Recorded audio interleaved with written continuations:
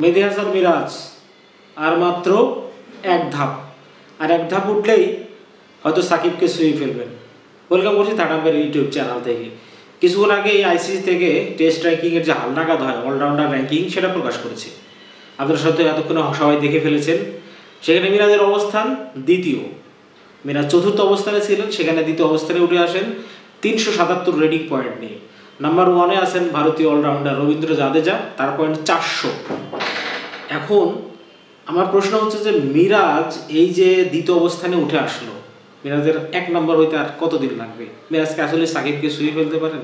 দেখেন, টেস্ট ক্রিকেটে আমার মনে হয় যে মিরাজ খুবই দ্রুত সাকিব আল হাসানকে হয়তো বিট না করলে পরে ছুঁয়ে ফেলবেন উইকেটের দিক থেকে। দেখেন, উইকেট কিন্তু মিরাজ অলরেডি 205টা উইকেট টেস্ট ক্রিকেটে নিয়ে গেছে। রান হয়তো মিরাজকে আরও 2000 রান করতে হবে সাকিবকে বিট করতে গেলে। তবে আমার মনে হয় যে মিরাজ অন্তত টেস্ট ক্রিকেটে সাকিবকে বিট করতে পারবে।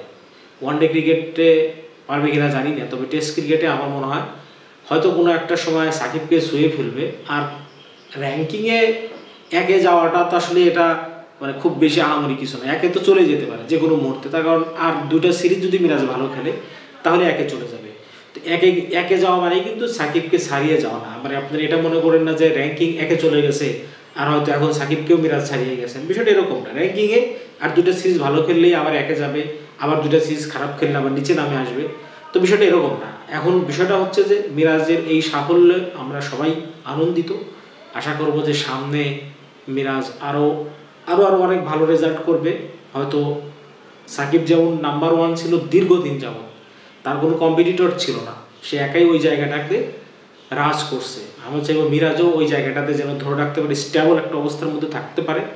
তাহলে আমার মনে হয় যে মিরাজের সাথে যে ওই অলরাউন্ডার তাকমা অন্তত টেস্ট ক্রিকেটে পারফেক্ট তার সাথে যাবে। এবং এই ধারাবাহিকতা বজায় রাখাটা খুবই জরুরি।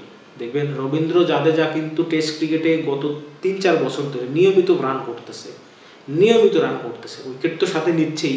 আপনি অলরাউন্ডারের ক্ষেত্রে যেটা আপনার রেটিংটা বাড়ে, কখন রেটিংটা বাড়ে হচ্ছে আপনি যখন বোলিংয়ের পাশাপাশি ব্যাটিংয়ে কিছু রান করবেন। দেখেন মিরাজের ক্রিকেট ক্যারিয়ার কিন্তু অলমোস্ট 10 বছর হয়ে গেছে। তো 10 বছরের মধ্যে কিন্তু গত 5 বছর, শুরুর 5 বছরটা মিরাজের ব্যাটিংটা ওরকম ভালো ছিল না। গত 2-3 বছর ধরে মিরাজ ব্যাটিংয়ে খুবই ভালো করতেছে। স্পেশালি টেস্ট ক্রিকেটে তো বাংলাদেশের লাস্ট ইয়ারে হাইস্ট রান স্কোরার ছিলেন হচ্ছে মেহেদী মিরাজ। তো মেহেদী মিরাজের আজকের এই সাফল্যটা আমরা সবাই আনন্দিত। আমরা চাই মিরাজের এই ফর্মটা ধরে রেখে মিরাজ সামনে আর অনেক দূরে এগিয়ে যাবে, সবার কাছে সেই প্রত্যাশাই করছি। আর আমার এই ভিডিও যারা দেখছেন, যারা আমার চ্যানেলটাকে এখনও সাবস্ক্রাইব করেন না, প্লিজ আমার চ্যানেলটাকে সাবস্ক্রাইব করে পাশে থাকা বেল আইকনটি চাপিয়ে দিন, যেন সবার আগে আমার ভিডিওটা আপনার কাছে চলে যায়। ধন্যবাদ।